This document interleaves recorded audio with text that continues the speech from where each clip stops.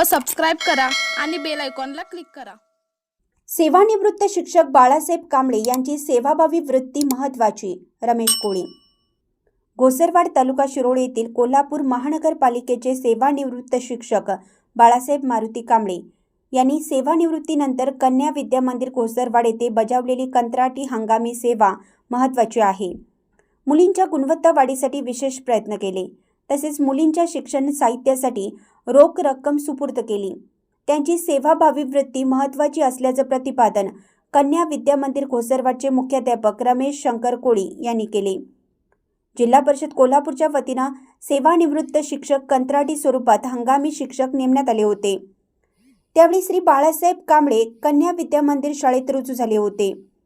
आपल्या सेवा काळात सर्वांशी समरस होऊन विद्यादानाचे कार्य केले होते। त्यानिमित्त त्यांचा सदिच्छा कार्यक्रम आयोजित करण्यात आला होता। मुख्याध्यापक रमेश कोळी यांच्या हस्ते भेटवस्तू देऊन त्यांचा सत्कार करण्यात आला। प्रमुख पाहुणे दिलीप शिरडोणे यांनी कांबळे सरांच्या कार्याचं कौतुक केलं।